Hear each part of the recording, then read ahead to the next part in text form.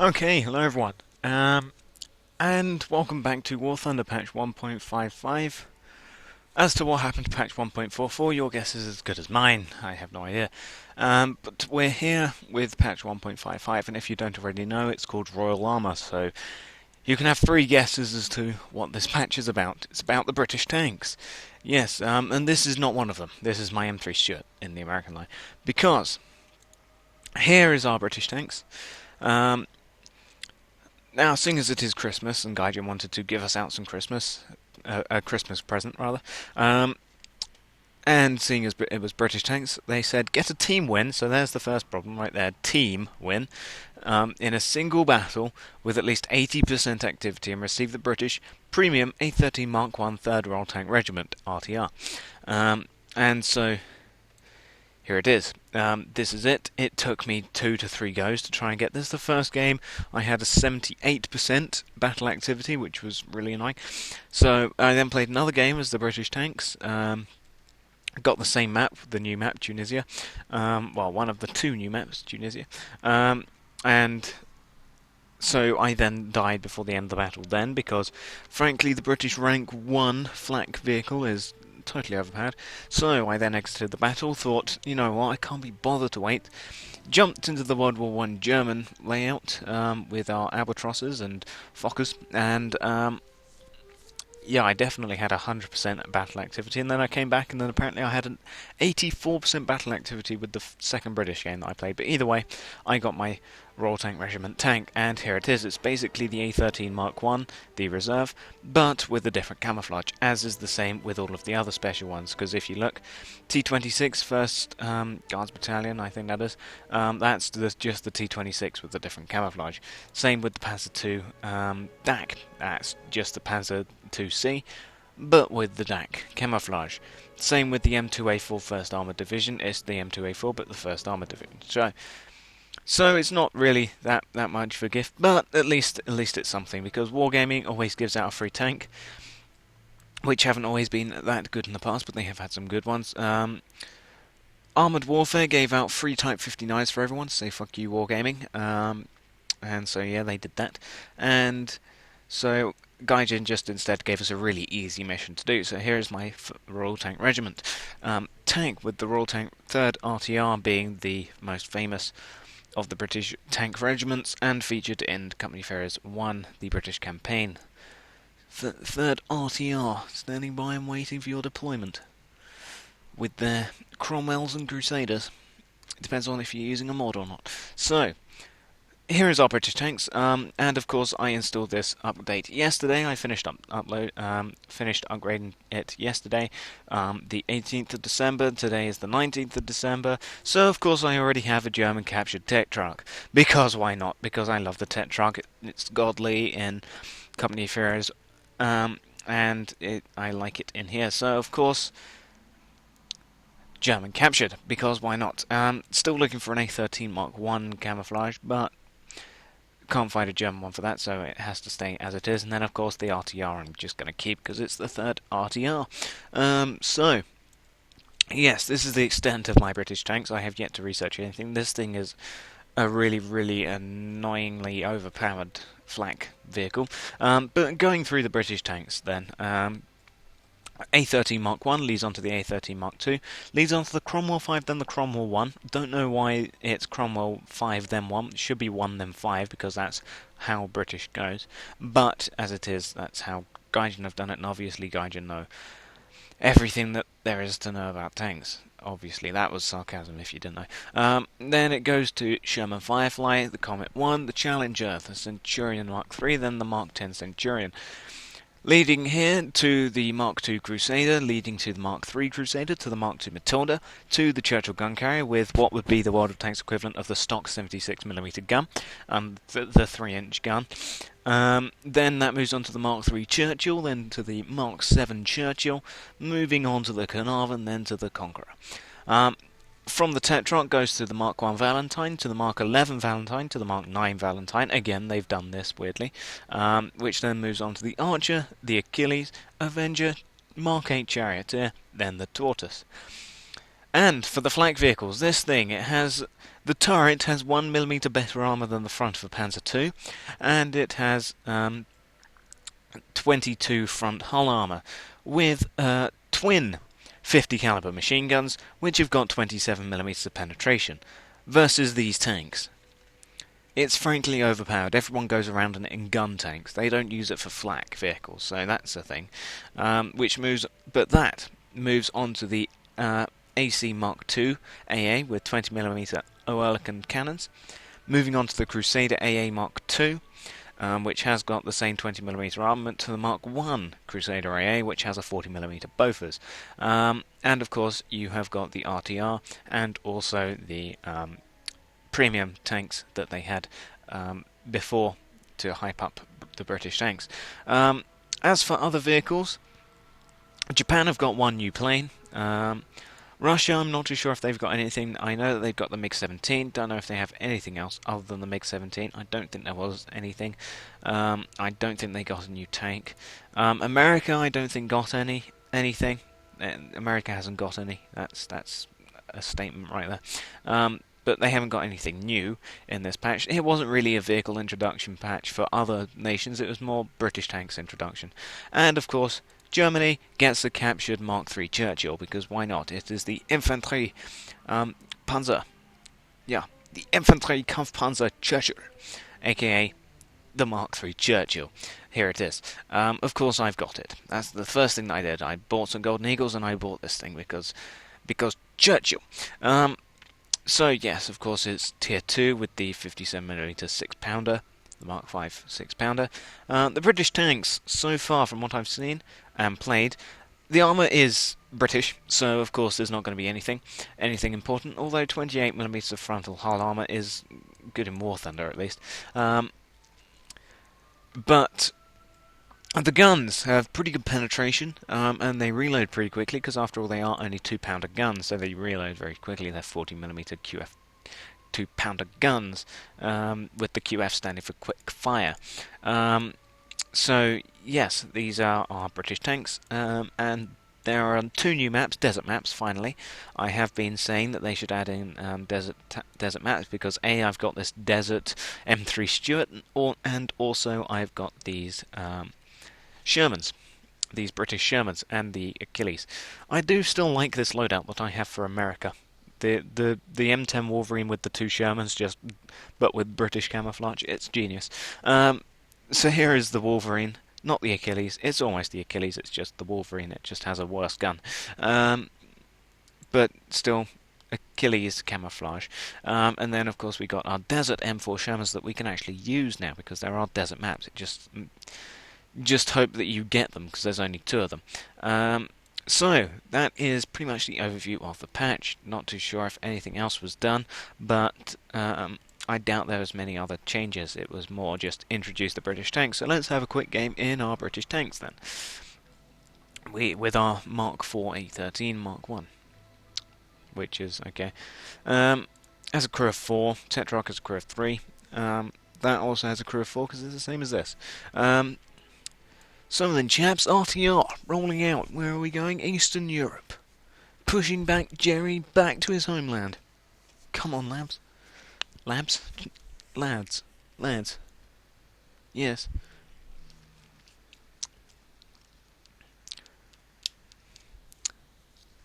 Right then, chaps, let's saddle up. Let's roll out. I'm going to have to do a posh British accent. Because I am British, so I already have the British accent, but we have to have the strong British accent for British thing. Just to make sure we are proper British. And I have, of course, got a cup of tea. Hot cup of tea, because I've just made it. Right then, champs, RTR, roll out behind me. Keep your eyes peeled, lad. Eyes peeled, lads. That's what I should be saying. If we can, spawn in, would be nice. No. Come on.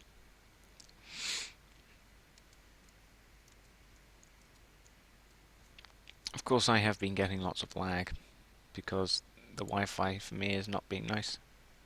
It hasn't been nice for like many days. Right now. There you go. Right, so we're finally in. Here is the RTR. Right then, lads, let's form up behind me. Let's move out. No.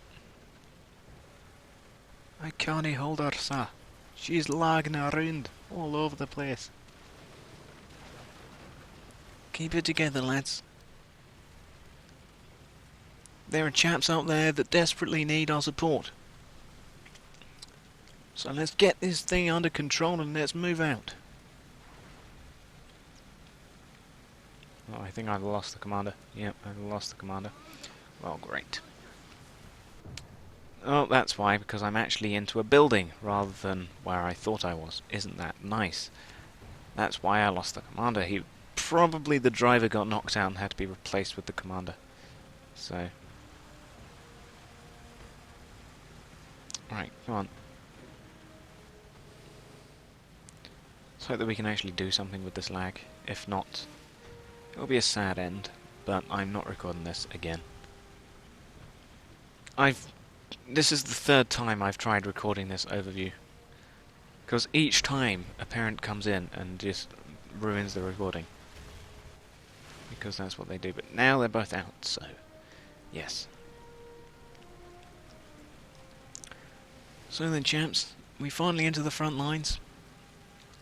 Not yet, sir. We're still trying to push in. The Germans have employed lag tactics. We can't move for the lag. Well, we'll persevere. Can I actually do something? That would be nice. I mean, come on. My PL is 62%, as you can see down there at the bottom of the screen. Well, that's a Crusader. Come on. I mean, I'm barely out of spawn. Spawn is literally 100 meters that way.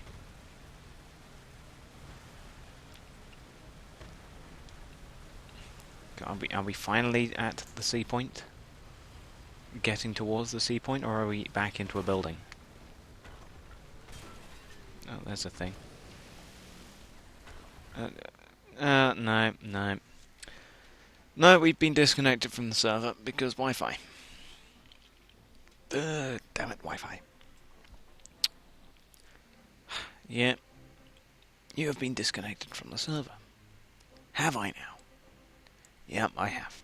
Crew will be on a mission. Well, if we can't play a random battle, we shall instead take it for a test drive, just so that you can see these tanks. Because right now, the Wi-Fi being what it is... British cup of tea. No. Hang on. Right, so we're in. Yes. And here is the Tetrarch. The German-captured Tetrarch. Wonderful, isn't it? Is there any more glorious sight than British engineering that's been captured by Germany? Of course, for many people there is. There you go. So it's equipped with a 7.62 Besa machine gun. Besa machine gun. Bang, off it goes. Wonderful. No, we need to do alt set. There you go. So, yes, the Tetrarch equipped with a 40mm 2-pounder gun. 2-pounder because that is the shell weight. That's the amount. Well, not the weight of the shell. That is the amount of. There's a mouse. It's the amount of explosive that's in there. That's it. Something like that. With the Tetrarch designed for glider-borne landing, and it was used successfully. So it had to be bullet resistant, and it had to have a gun that was able to take out fortifications, and the 2-pounder could fit the job, because at the point where it was being used in like D-Day landings, don't know why I'm shooting at the mouse, because during the D-Day landings, well, the night before the D-Day landings, when all of the US airborne, or all the British commandos were going in, and they had the Tetrarchs. It was 1944, and by that time, Tigers and King Tigers and Jagdtigers were around and about the place. So the 2-pounder was rendered useless for the large part. Set him on fire. Was rendered useless for the most part way back in like 1941, 1942, back in Africa. So by 1944, when there were, later model Panzer IVs and Panthers and things like that, the Tetrarch and the 2-pounder gun was largely useless.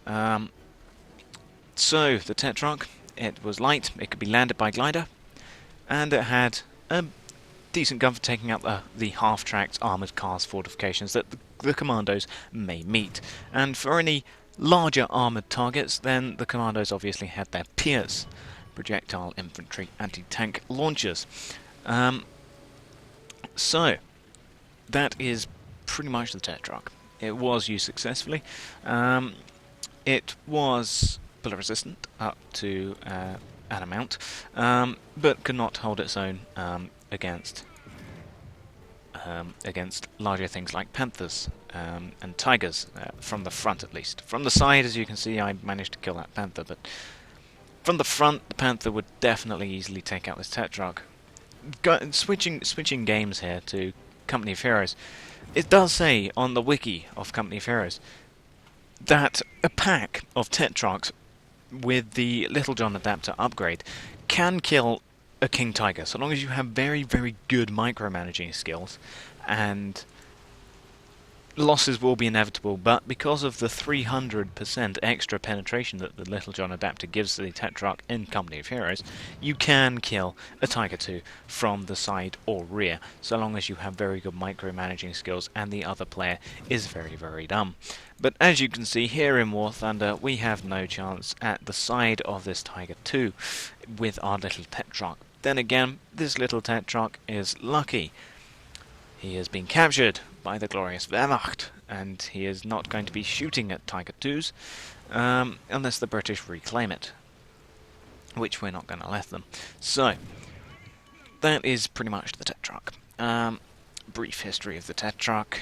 Well, usage of the Tetrarch and the 2-pounder gun.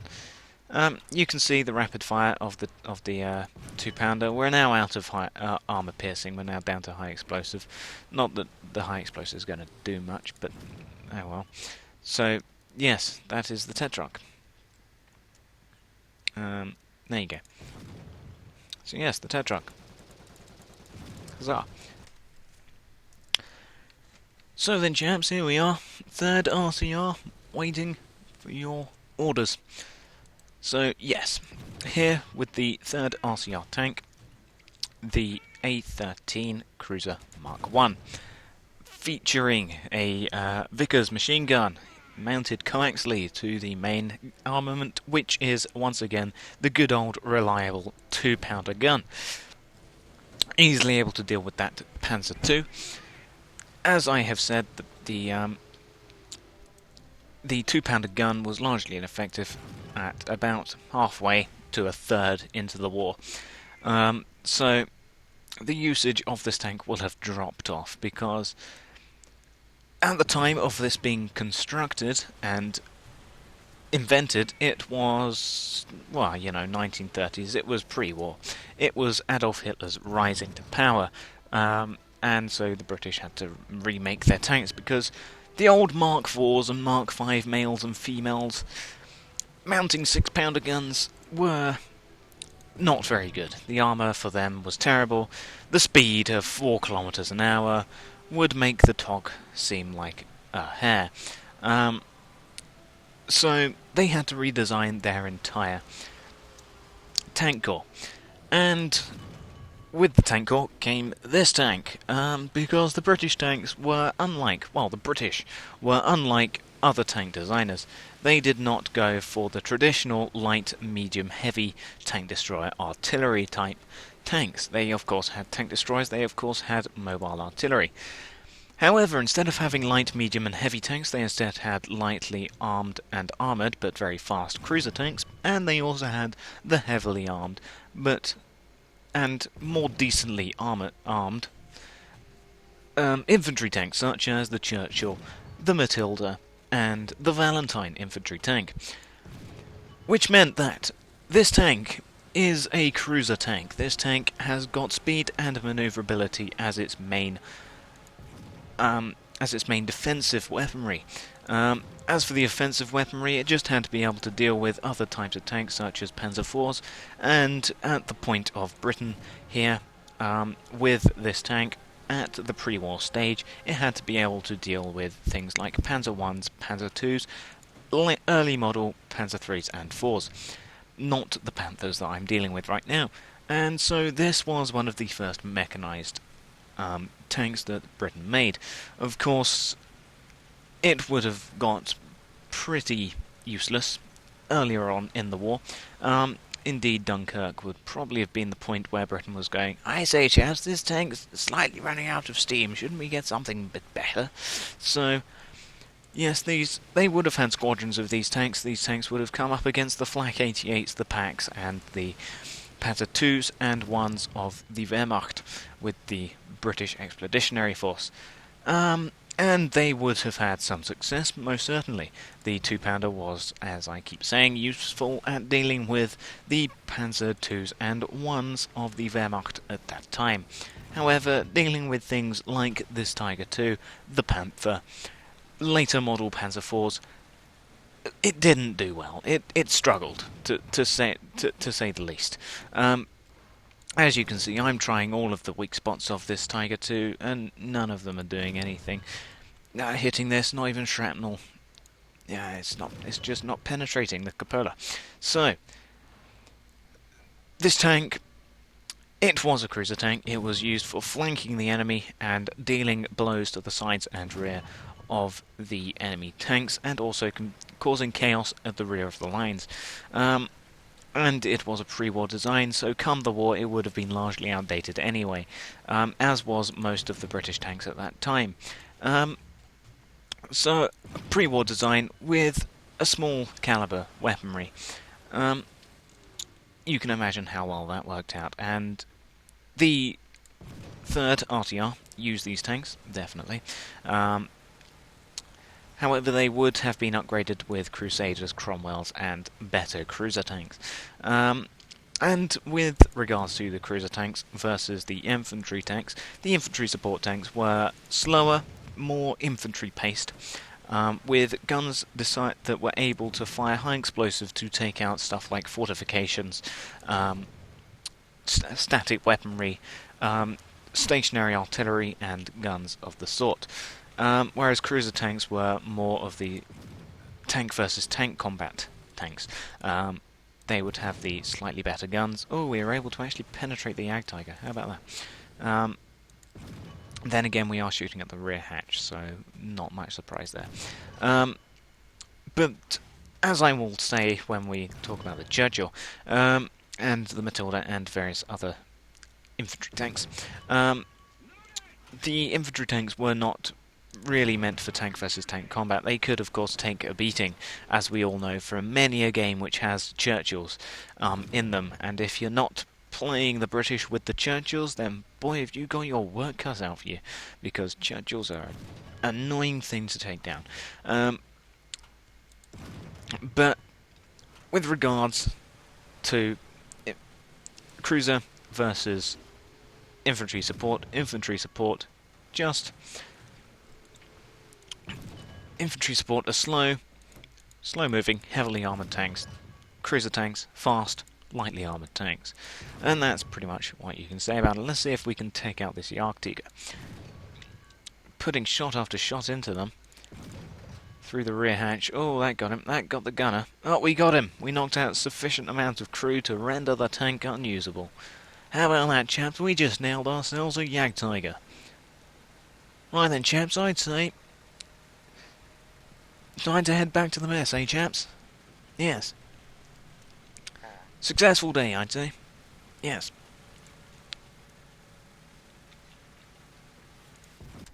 So, this is the 3rd tank that we will be looking at out of the 4 tanks that I can actually test drive. And this is the Crusader Mark 1 or 2. I'm not too sure. Mark II. Mark II Crusader. So, the Mark II Crusader, once again mounted with the trusty old 2-pounder gun. Here on the Crusader is again another cruiser tank. So it is lightly armoured and fast. And with the Crusader tank here, if we look at it, isn't that a British sight to behold? With the Crusader here, this was primarily used in the desert. Indeed, it did not see much service out of the desert. It was relegated to gun tractor duties and the like. So here, mounted with the 2-pounder again, extensively used in the desert, this tank, because of the fast open terrain that had to be done. The tank is very cramped inside, as you can see. It has not got much space whatsoever for any of the important tea-making facilities. Indeed, I'm sure a large amount of the space will be used to hold tea bags, the kettle, the mess tin, and the other very important British things. As you can see, the crew are all squashed together.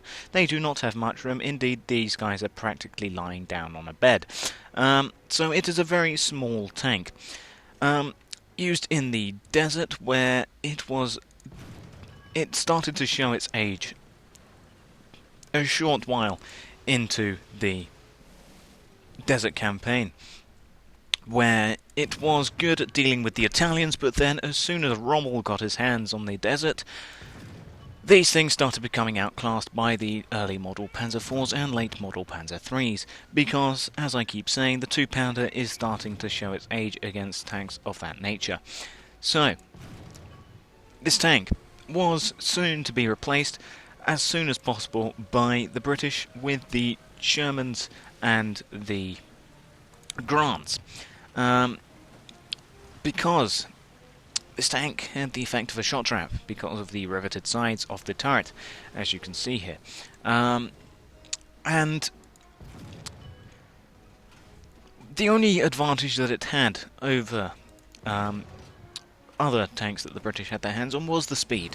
However, into the desert campaign, when Valentines were starting to be introduced to the British armoury, they were put into squadrons of mixed Crusader and Valentine tank squadrons, which sort of rendered the only thing that the Crusader had over the Valentine, which is its speed, useless, because the Valentine, as we know, is not a particularly fast tank. Indeed, it is one of the infantry support class of tanks, so it has got better armour than the Crusader, and it is more for supporting the infantry. And as we've just nailed that Panther again. So, putting these things into mixed squadrons with Valentines was not a good idea, because it had less armour than the Valentine, it had a worse gun than the Valentine, it was not able to take as much of a battering as the Valentine, and it was faster than the Valentine, but also had to keep in squadrons with the Valentine, which meant that it had to slow down. Which meant that these tanks were probably unfavoured by the British tank crews in the desert. Certainly in the early stages they would have liked them, but coming into the later stages when they were being replaced with Shermans and Grants, it was definitely not the tank of choice for British tankers. So, this tank here in War Thunder is equipped with the 2-pounder gun and a Bisa machine gun mounted coaxially. The Mark III Crusader that you can get mounts a 6-pounder gun, which is a better gun, as I will say when I actually get it, or at least something that has a 6-pounder gun. Indeed, we can actually look at this Churchill. So, yes, this is the Crusader Mark II, trying to take out a Tiger II, and as you can see, once again, the old penetration of the 40mm is not able to get through even the rear hatch of the turret of the Tiger II. Indeed, it can't even shrapnel down anything onto the crew through the viewports. And looking at the rear of the engine deck, oh, we got the horizontal turret drive, huzzah. We're damaging the horizontal turret drive, that's about it. That's more than the other Rank 1 tanks did. For Britain at least. So, yeah, it's a fast firing, quick reloading, fairly accurate gun, but showing its age. And you can see the speed of this tank as I accelerate up here. This is of course stock, this is only a test drive. So, yes. You see the reload time. It's only about 3.9 seconds, I believe it says. So it's a pretty quick reload, and for rank 1 that's perfectly fine, but these tanks were not going up against rank 1 tanks in real life. They were going up against Panzer IVs and Panzer IIIs, and goodness knows what Rommel threw at them, including a Tiger.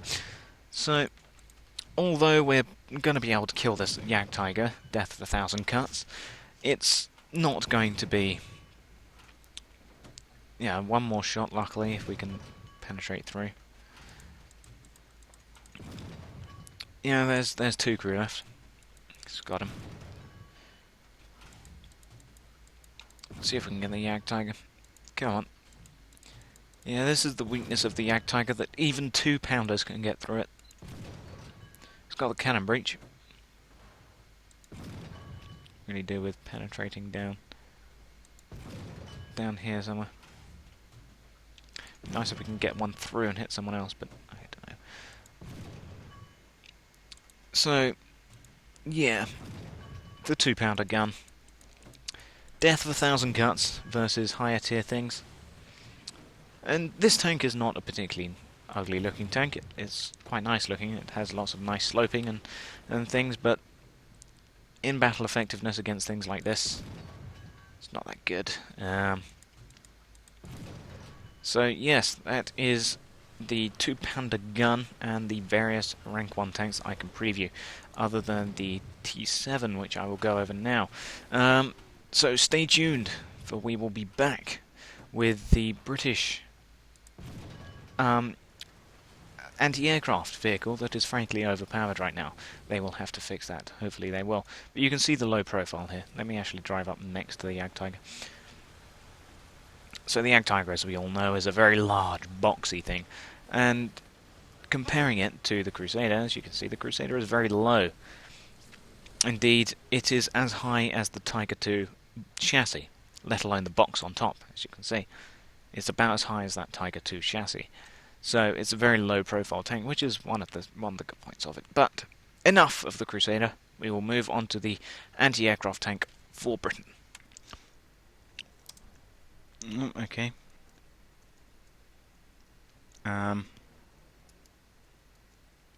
Okay, don't know what that was. It said operation timed out. But this is the British Tier 1 anti-aircraft vehicle of choice.